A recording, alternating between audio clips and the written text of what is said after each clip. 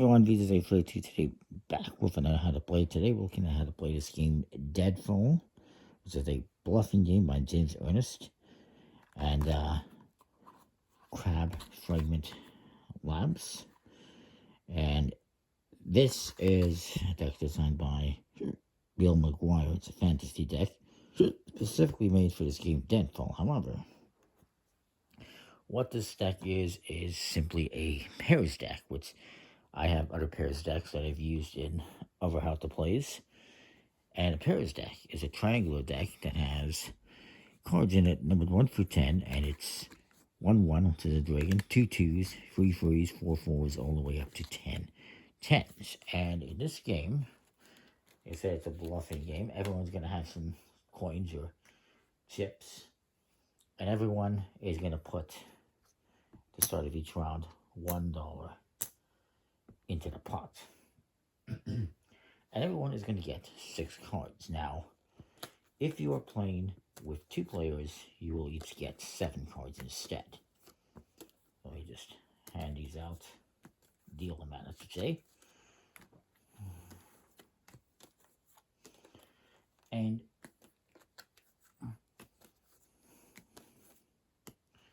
the rest of the cards are going to be out of the game.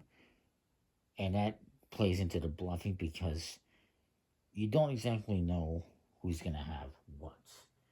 The idea of this game is that everyone's going to play cards. And when you play a card, you are telling everyone else that you think that card, that value, is still alive. That there's still, if I play a 5, I'm saying to everyone else that I believe there's still more 5s out there. At any point in time, instead of playing a card, you can call someone out and say, you know what, I don't think there are any more 5s in the game. And everyone will reveal whatever cards they have left in their hand. And if that happens to be true, they succeed. And the person who last played a 5, in this case, would have to pay a penalty of 5 coins to the pot. The penalty is always going to be the value of the card. So if it's a 3, you'd be paying 3 chips. If it's 5, you're paying 5. If it's a 2, you're paying 2, etc., etc. So, at the start, and I'm just going to go over this briefly. I'm not going to get into it too deeply. At the start, everyone's going to look at their hand and they're going to put a card down.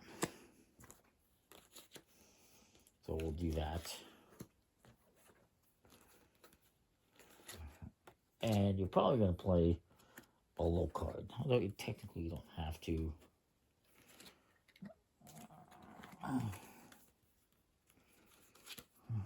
And we'll do that. So once everyone has played a card, they get flipped face up. I almost lost my hand.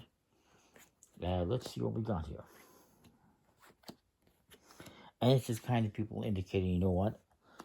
I think there's still more of those cards in the game. So we got some 3s, some 4s, and I played the 1. Whoever played the lowest card goes first. And yes, there's only 1-1. And so it's a good idea probably to play it first, because otherwise you play it later on. You're telling everyone this, you think there's more 1s in the game, but that's impossible. So anyways, I play the 1, I play the lowest card, I go first. If there happens to be a tie, if I had played, let's say, a 5 instead, and there was a tie between the 2 3s, then everyone would simply play another card and to break the tie. I should point out as well, once I play another card and I bury that 1, it's no longer a factor in the game. It's out. So, I'm looking at this cards here and I see there's 2 3s and there's only 3 3s in the game. So I could say, you know what? I could, on my turn, I could either play a card, I could play this 2, and when I do that, I'm saying, okay, I think there's still another 2 in the game. And then somebody, the next player, could call me out if they want, say, no, I don't think so. Or, instead of playing, I could call someone out. And I can call out, and I have to call out, in this case, there's 2 3s, I'd have to call out the last 3 to my right here that was played. Same with the 4 if I wanted to call that out. And I can say, you know what, I don't think there's any more 3s left in the game. So at that point, the round would end, and everyone's going to reveal their hand. And lo and behold,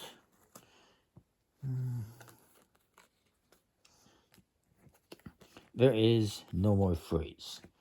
So in this instance, this person would pay a penalty of free, since it's a value of free, to the pot, and I, since I was correct, would collect all these chips. Then we'd reshuffle and redeal everything out. But let's just say I didn't do that. Let's just say instead I played a card. Maybe I played this 2. It's not much of a risk, it's only a 2. Somebody else, the next player can then, call me out if they want, or they can play a card.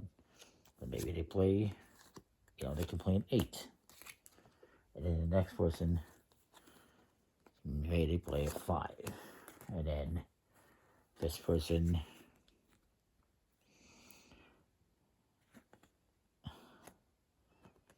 plays, let's say they play a 9.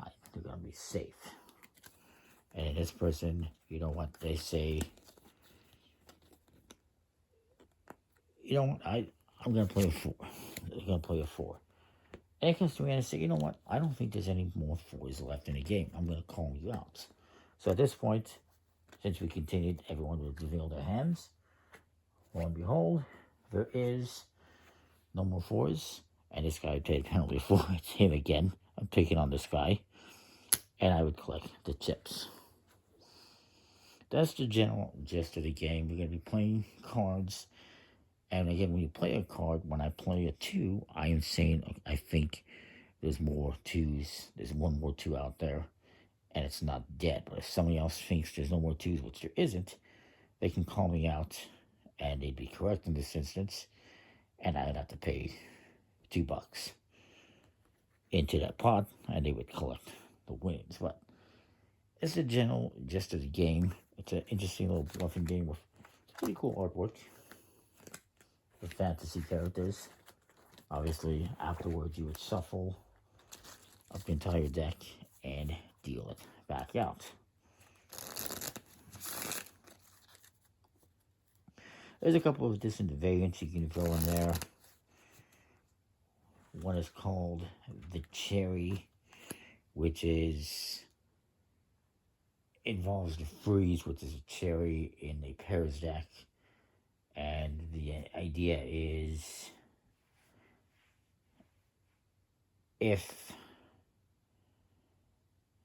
don't remember too much on the model. Basically, it's if 2 people play freeze and somebody calls free out, and say I played a free and another person played a free and somebody called me out, and it wasn't the last free. They would have a free in their hand, and it wasn't the last free. The other person who had a free in their hand I would pay them $1 as a reward for helping me because they still had a free that prevented me from losing.